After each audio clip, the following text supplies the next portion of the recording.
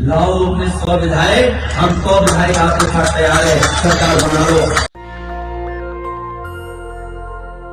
ये वीडियो सुना आपने, अखिलेश यादव ने पिछड़ा नेता केशव मौर्य को खुला ऑफर दिया है कि 100 विधायक लाइए और मुख्यमंत्री बन जाइए। सोचिए कोई सवर्ण नेता होता तो सचमुच योगी जी से विश्वासघात कर देता, बीजेपी से विश्वासघात कर देता। लेकिन एससी एसटी ओबीसी माइनॉरिटी के जो लोग हैं ना, जिसका नमक खाते हैं, कटप्पा टाइप से उसका नमक हलाली करते हैं, पार्टी कोई भी हो। आप देखिएगा सवर्ण नेता कल बीजेपी, कांग्रेस, आम आदमी पार्टी, ममता बनर्जी, जहां मन हो, शत्रुघ्न सिन्हा बीजेपी से सीधे ममता बनर्जी, यशवंत सिन्हा बीजेपी से सीधे ममता बनर्जी, वो कहीं भी चले जाएंगे। लेकिन बहुजन समाज के जो नेता होते हैं वो इतने नमक हलाल होते हैं कि जिसका नमक खाएंगे उसके लिए समाज का भी सौदा कर देंगे, लेकिन नमक हलाल ही नहीं करेंगे, किसी भी पार्टी में हो। और एक और बात बता दूं, एससी एसटी ओबीसी माइनॉरिटी के जो नेता होते हैं वो जब किसी पार्टी में जाते हैं तो वोट लेके जाते हैं, जमात लेके जाते हैं।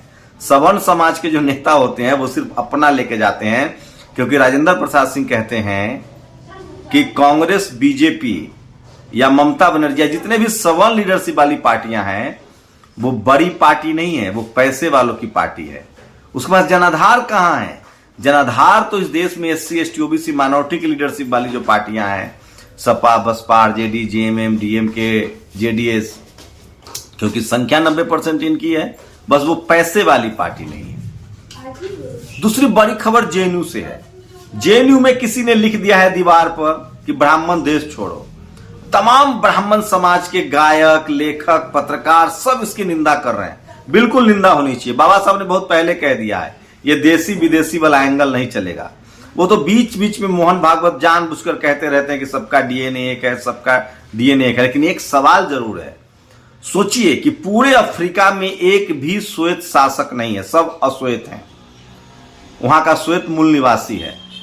भारत में भी कोई ना कोई मूल निवासी है। लेकिन मैं फिर कह रहा हूं, ये जो जेएनयू में हुआ है ये किसी की कॉन्स्पिरेसी है, साजिश है।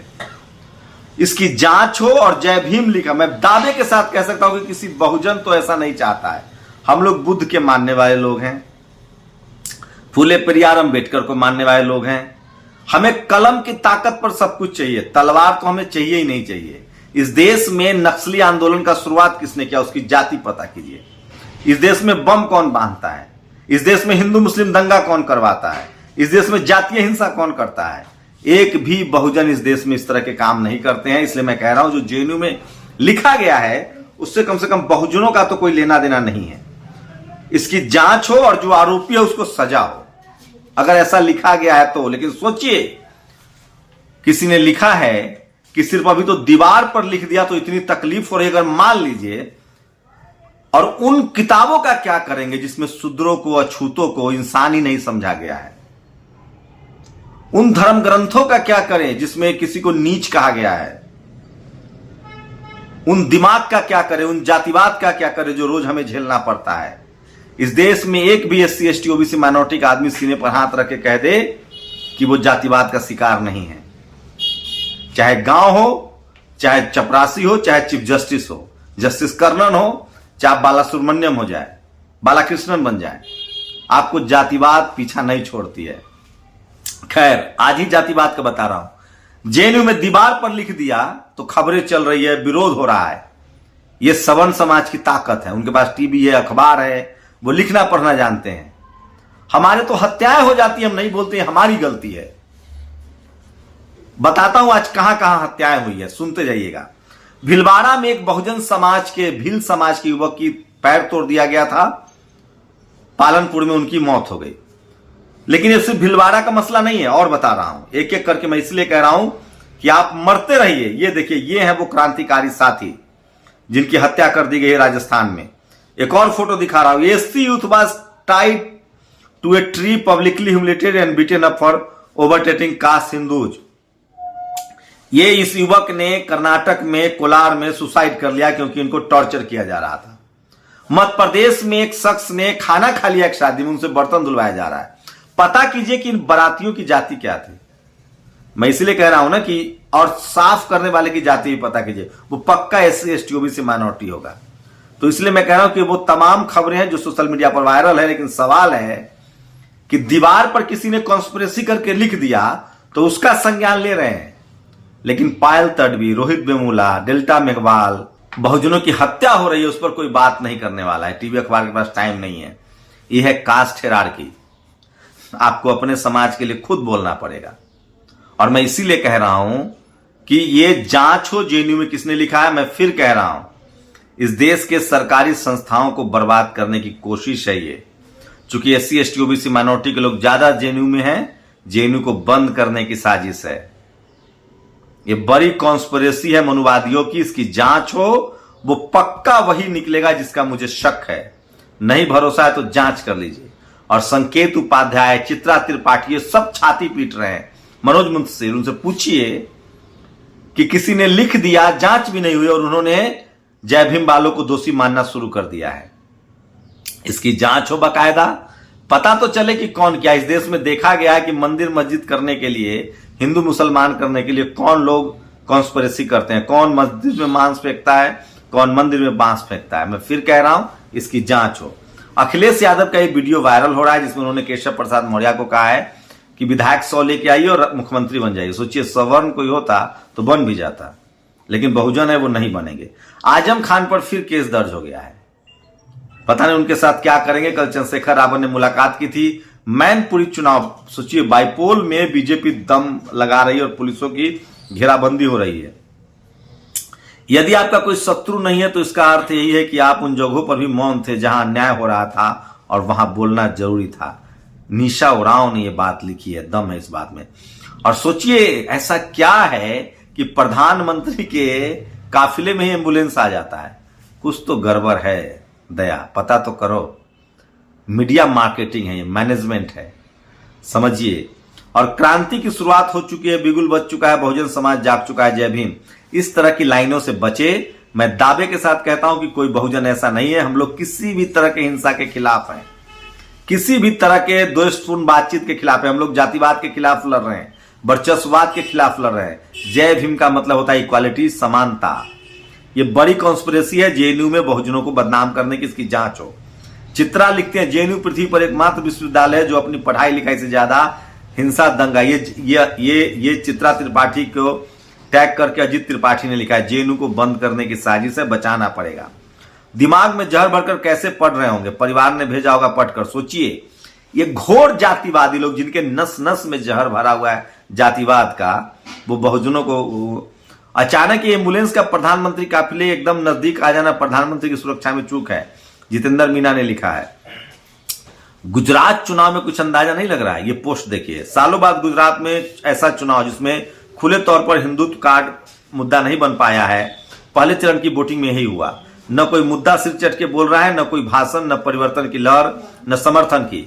सब कुछ साइलेंट। आप किसके वोट काटेंगे? सोचिए, मैं फिर कह रहा हूं, गुजरात में बहुत कुछ बचा हुआ है। सूर्य कुमार यादव की तस्वीरें हैं, वो भारत आ गए हैं। सोचिए कि लगातार उनको टीम से निकालने की कॉन्स्पिरेसी हुई।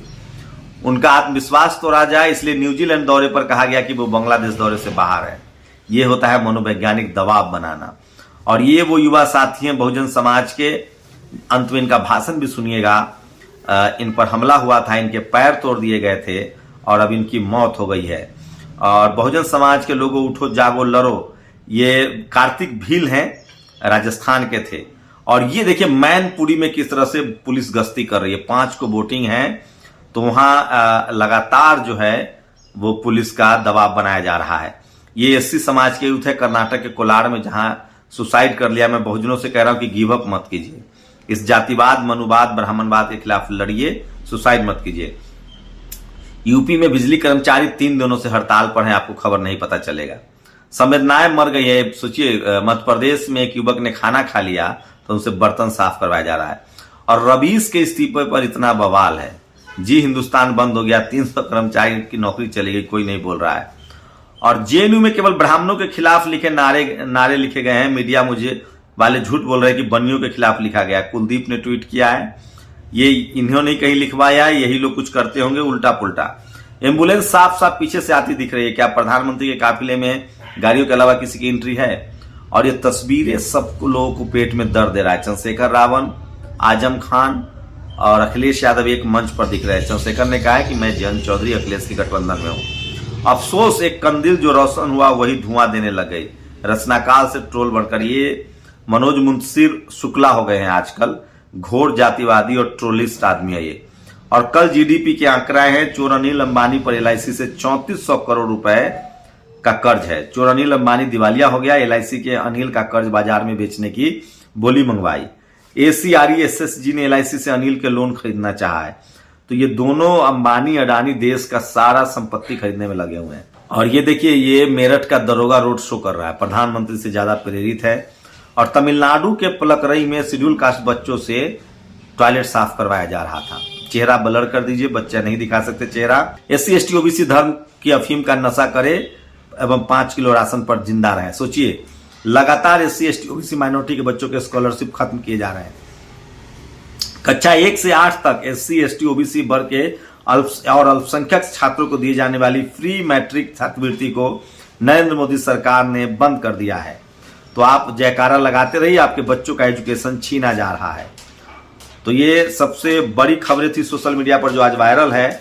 और सवाल है कि JNU में किसने लिखा है, इसकी जांच क्यों नहीं? आरोपियों को पकड़िए, कोमल शर्मा तो नहीं पकड़ी गई, इन्हीं को पकड़िए। मैं दावे के साथ कहता हूं कि कोई बहुजन ऐसा कर ही नहीं सकता है, और अगर किसी ने किया है तो उसको सजा मिले। लेकिन सवाल यह है कि जो मीडिया, जो ब्राह्मण समाज इससे लिखने भर से नाराज है, वो जब जातिवाद के शिकार दूसरे लोग होते हैं तब वो क्यों नहीं बोलते हैं, तब वो क्यों चुप रहते हैं? सवाल बहुजनों से है। आपको अपने हिस्से की लड़ाई खुद लड़नी पड़ेगी। जिसने गाय पाला है वही दूध खाएगा। टीवी अखबार उनका है, आप उनसे उम्मीद मत पालिए। वो अपनी लड़ाई लड़ेंगे, आपको अपनी लड़ाई लड़नी पड़ेगी। लेकिन मैं इतना जानता हूं कि बहुजन समाज की लड़ाई संवैधानिक है, कलम की ताकत से है, बाबा साहब बुद्ध कबीर पेरियार के बताए रास्ते पर से है। जिसने भी ये लिखा है इसकी जांच हो, इनको पकड़ा जाए। और मैं दावे के साथ कहता हूं कि ये कोई बड़ी कॉन्स्पिरेसी है, क्योंकि JNU एक ऐसा यूनिवर्सिटी है जहां SC ST OBC माइनॉरिटी के बच्चों की संख्या ज्यादा है। कोशिश हो रही है कि इसको बंद करवा दिया जाए। नाम कार्तिक भील है। मेरे को जालौर जिले के अंदर बहुत ही दुखद घटना हो रही है। अपने ST SC लोगों के साथ में दिनों दिन हत्याएं हो रही है। ये कब तक चलेगा? क्योंकि हम किसी न किसी की गुलामी करते हैं। इस कारण हमारे भाइयों के साथ में अलग तरीके से मार मार के फेंक रहे। ऐसा क्यों हो रहा है? आपको समझना पड़ेगा। मैं यहाँ पर जालौर के अंदर 2-4 बार आया हूँ धरने के अंदर। हमारे पूरे राजस्थान के अंदर जालौर जिला का 1 नंबर नाम आता है, जिसके अंदर अपने ST और SC की हत्या होती है। ऐसा क्यों? क्योंकि हमारे जो परिवार के लोग हैं वो गुलामी करते हैं, और वो गुलामी इस कलेक्टर ऑफिस के सामने मैं कहता हूँ वो गुलामी छोड़नी पड़ेगी, तभी हमारे साथ में अत्याचार नहीं होगा। मैं आज्ञा करता हूँ कि ये अपने साथ में क्यों हो रहा है, मेरे को दुख हो रहा है। मैं इंद्रपाल के घर पे भी गया था, क्योंकि वहां पर हमारे भाई शांतिपूर्वक बैठे थे। आप लोग अपनी प्रतिक्रिया जोड़ दीजिए। शुक्रिया। नेशनल दस्तक की आपसे गुजारिश है कि अगर इसको बचाना चाहते हैं तो नेशनल दस्तक को सब्सक्राइब करने के लिए रेड कलर के सब्सक्राइब बटन को दबाएं, फिर बेल आइकन की घंटी दबाएं। नेशनल दस्तक को बचाने के लिए बहुत जरूरी है कि हर खबर को शेयर करें, लाइक करें, कमेंट जरूर करें।